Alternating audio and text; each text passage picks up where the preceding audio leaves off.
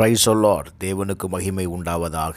ஆண்டவர் இரட்சகருமாய் இருக்கிற இயேசு கிறிஸ்துவின் நாமத்தினாலே இந்த கால வேளையில் உங்கள் யாவரையும் நான் வாழ்த்துகிறேன். இந்த நாளுக்கான தேவனுடைய வார்த்தை சங்கீதம் 105 3வது வசனம்.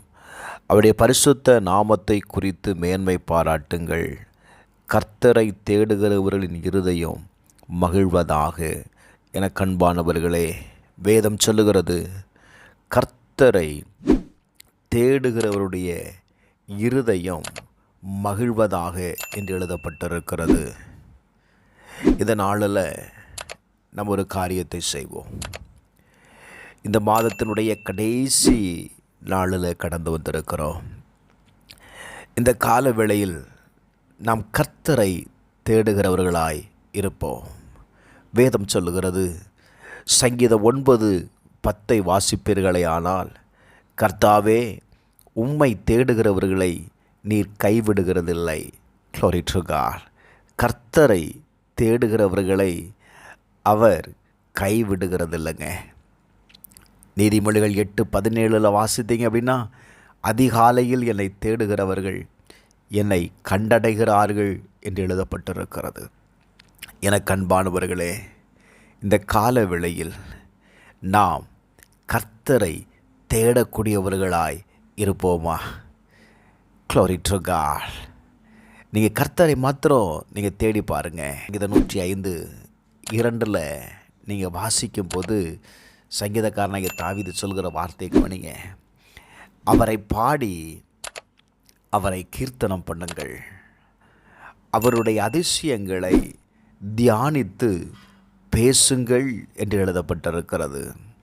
இந்த மாதத்தில் கர்த்தர் நமக்கு எவ்வளவோ நன்மைகளை செய்திருக்கிறார். அவர் செய்த எல்லா நன்மைக்கும் நாம் என்ன செய்ய வேண்டும் தெரியுமா? அதை அப்படியே தியானித்து பாருங்கள். அவர் செய்த நன்மைகளை தியானித்து பாருங்கள். சங்கீதம் 77:12 வாசித்தீங்கன்னா, ஆண்டவரே நீர் செய்த எல்லா கிரியைகளையும் தியானித்து அவைகளை நான் யோசிப்பேன் என்று அவன் சொல்லுகிறான். நீங்கள் அவர் செய்த நன்மைகளை, அவர் செய்த அதிசயங்களை நீங்கள் தியானிக்கும் பொழுது உங்களை அறியாமலேயே உங்கள் இருதயத்திலிருந்து தேவனை நீங்கள் துதிக்க ஆரம்பிக்க பாருங்களேன். Glory to God. நீங்கள் தேவனை துதிக்க ஆரம்பிச்சிட்டிங்க அப்படின்னா என்ன நடக்கும் தெரியுமா?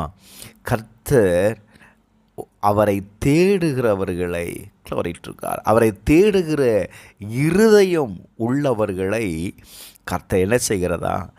மகிழ பண்ணுகிறார்.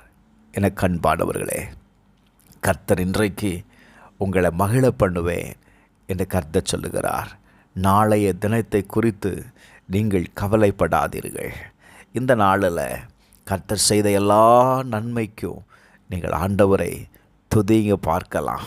Glory to God. கர்த்தரை நீங்கள் துதிப்பீங்க அப்படின்னா பெரிய மாற்றத்தை, பெரிய அற்புதத்தை உங்கள் வாழ்க்கையில் நீங்கள் பார்ப்பீங்க.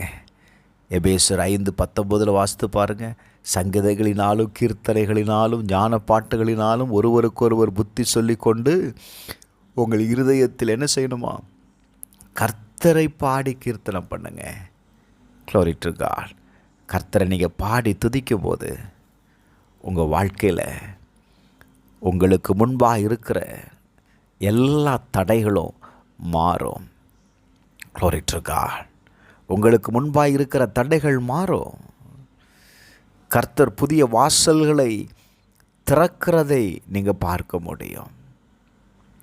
ஆண்டவர் செய்த எத்தனையோ காரியங்கள் உண்டு. அது சின்னதானாலும் சரி, பெரிய காரியங்களானாலும் சரி, கர்த்தர் செய்த காரியங்களுக்கு அதை தியானித்து, ஆண்டவரே நான் இந்த நிலையில் இருந்தேன், நீங்கள் எனக்கு விடுதலை தந்தீங்க, உமக்கு நன்றி அப்பான்னு சொல்லி பாருங்கள். உங்கள் இருதயத்திற்குள்ள உங்களை அறியாமலேயே ஒரு மகிழ்ச்சி கடந்து வருங்க. இந்த காலை வேளையில் Glory to God. அவருடைய சமூகத்தை தேடக்கூடியவர்களாயிருப்போம். வேதம் சொல்லுகிறது, கர்த்தரை துதித்து அவருடைய நாமத்தை பிரஸ்தாபமாக்குங்கள். அவருடைய செய்கைகளை ஜனங்களுக்குள்ளே என்ன செய்யுங்க? பிரசித்தப்படுத்துங்க. அவருடைய நாமத்தை உயர்த்துங்க. கட்டாயம் ஒரு பெரிய மாற்றம் உண்டாகும். ஜெபிப்போமா. பரலோக பிதாவே, இயேசுவின் நாமத்தினால் இந்த கால வேளையில் உம்மை தேடுகிற ஒவ்வொருடைய இருதயமும் மகிழ்வதாக. நாங்கள் உம்மை மாத்திரம் மேன்மை பாராட்டுகிறோம். உம்முடைய நாமம் மாத்திரம் எங்கள் வாழ்க்கையில் உயர்ந்திருக்கட்டும். இயேசுவின் நாமத்தில் ஜெபிக்கிறேன் பிதாவே, ஆமென்.